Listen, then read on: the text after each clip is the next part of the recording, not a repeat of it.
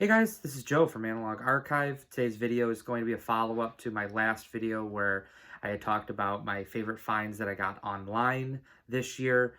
If you have not checked out that video, you can go back to my channel, check that out. But today's video is going to be my favorite finds that I got in person. A lot of the finds this year that I kind of deemed as my favorite were things that I really have been looking for, and was a little bit of a unique year in terms of where I found some really great stuff, especially some rare stuff.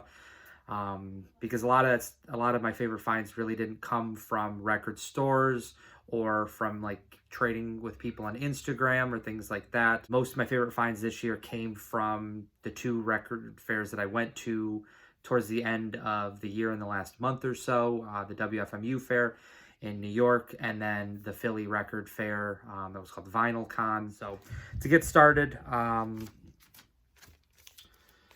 been really looking for this for quite a few years. Grant's first stand, Grant Green, found this at VinylCon in Philly. There's a guy that had a lot of great prestige and Blue Notes, especially Blue Notes, pretty large catalog of titles available at the fair from this guy. So this was one really nice condition. Second pressing on the New York labels. So haven't really been collecting as much of the straight ahead kind of hard bop Blue Note type stuff, but this has always been in the back of my mind anytime I go to a store or a fair looking for that. So that was a big one checked off this year. Next two came from a great booth at WFMU. It was Basement Records. Guy name was Joe. This was the big find from his booth. This is Bobby Milford Graves. This was the one record that when I went to the fair, I was really looking for, that if there was anywhere that was going to have that, that WFMU was going to be it. So found this very early on in the fair.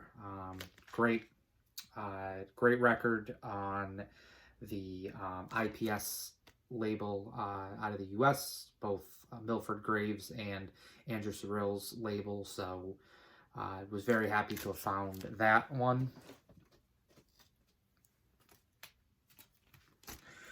This one, even though I would say Bobby was probably my favorite find from WFMU, this one was the most surprising one. I really never expected to find this in person, and was ready to kind of just settle for a reissue just because of the prices of the originals, but also scarcity of the original, especially in the US. And that's Sakatsu Koyo Inkai. Great Japanese free improvisation. Seen this one a few months ago and streamed it and immediately loved it, and had the ability to grab this from, again, Joe, Basement Records at WFMU. So big one. Not a whole lot of guys I was familiar with, but Ahmad Abdullah trumpet and then William Parker on bass were the two standout players. The rest of them, just, yeah, not familiar with them, but intense free jazz, free improvisation.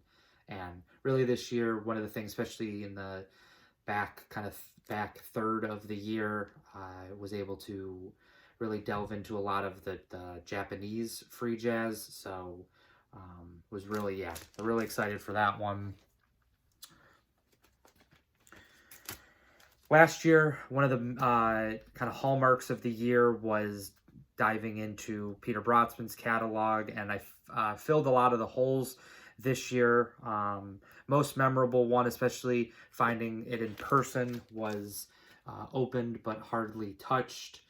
This is a 2 LP session from 1980, 80, 81, maybe 81, yeah, 1981.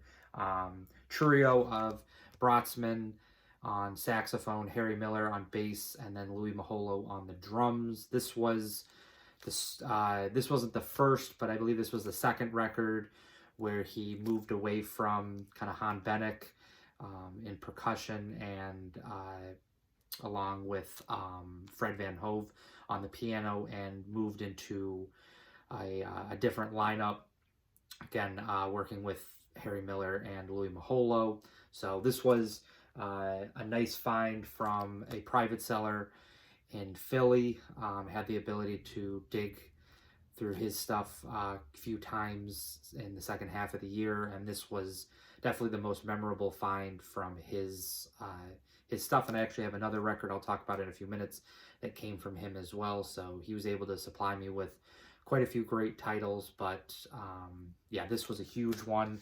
One of the last main Brotsman sessions that I was looking for, but was able to find a few other of his 70s FMPs this year as well. So that was, yeah, a great continuation of kind of filling the gaps with Brotsman's catalog. This one also came, came from Philly as well, through VinylCon. This came from the same dealer as the Grant's First Stand, Grant Green record. This is Toki, Haifumi Toki Quartet. Yeah. This is one of his few, if not, yeah, this is, I think, yeah, one of his few solo records that he had. 1975 is when it was recorded. And yeah, I was looking for this, been on my radar. This is on the Three Blind Mice label, and again, was able to secure a really nice copy of this, and really happy to have that in the collection. One of the biggest finds for the year also came from VinylCon as well. This is Mother Africa, Bayard Lancaster, along with, in my last video where I had talked about finding the Bayard Lancaster box set that was reissued by Soufflé Contenu out of France. I had the chance to find an original of this record, which was included in the box. This is his second record on Palm after Us was the first one with the black cover. But yeah, just a killer session, and very happy to have found this one in person. Had to do a lot of trading for that, and sold a lot of records as well to be able to finance that. So in addition to collecting free jazz, there was a lot of stuff I talked about at the beginning of the video with Grant Green. There was a few records outside of the free jazz stuff that I was still on the lookout for, and was able to find 2 black jazz titles this year. So first one I found for the year was Rudolph Johnson, The Second Coming. This was really the main black jazz title that I was looking for. I had a chance to buy a copy a few years ago and just wasn't able to kind of purchase it quick enough, and so really kept my eyes peeled. And Record Archive in Rochester had gotten a copy in towards the beginning of the year, and so I was able to secure this copy. Really great condition, and yeah, Rudolph Johnson, really killer post-bop modal type playing. Even though it shows he's playing the flute on the front, he only plays saxophone on this. So that was a really nice find for the year. The other one, I had the reissue of this that I bought probably at the beginning of 2020, sometime in 2020.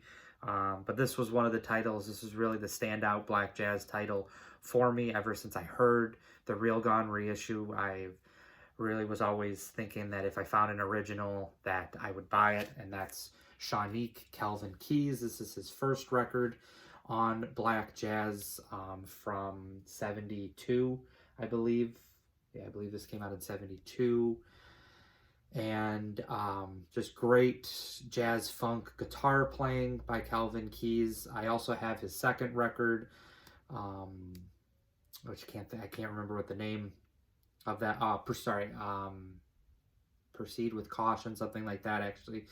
And I have an original of that I bought a few years ago. But again, this was just along with The Second Coming, Rudolph Johnson. It's been on my radar, just hoping to find an original. A store in Buffalo called Black Dots, right around Record Store Day, had posted a copy of this, and even though it was almost a week after Record Store Day, it did survive. Really, really nice condition copy of this as well, and very happy to have found this one. So there's those. And then last two, this one also came from the dealer in Philly. This is Milford Graves' Meditation Among Us. I was not familiar with this record before this collector had kind of told me about it, and we listened to it, and I loved it immediately. This is also a Japanese kind of lineup to it. If you watched my last video, I had talked about Kaoru Abe, the duo record that he had in 1975. That's a killer session. He's on this as well. Alto sax sopranino. Milford Graves is on the drums, percussion, piano, voice. And then you've got some other Japanese players, Tashinori Kondo, trumpet, alto, horn, and not familiar with the tenor sax or the drummer, but this was a session that Milford Graves went over to Japan and recorded it in 1977. So this was, yeah, again, something I wasn't familiar with, somewhat of a blind buy, and very happy to have found this. This is a pretty rare one in terms of his catalog, so was happy to have found that. And then another record found over the summer. Wasn't really, this is one that was kind of on my radar, just on the back burner, and really never expected to find a copy of this. It's a pretty rare session, but on Record Archive's Discogs page, I just happened to have looked at it when I was at the store the one day to see if there was anything that had come in that they put. Generally the stuff that's more expensive, usually over like maybe $100, $200, they'll put it on Discogs, and they had a copy of Malawi. This is on the Strata label out of Detroit. Talked about this over the summer. Difference between Strata and Strata East. Strata East, which was more of it was a larger catalog, more well known by most jazz collectors, focused more on like post-bop modal. Some of the stuff is more avant-garde free jazz, but most of it is in the post-bop modal lane, with a few sessions being jazz, kind of jazz funk.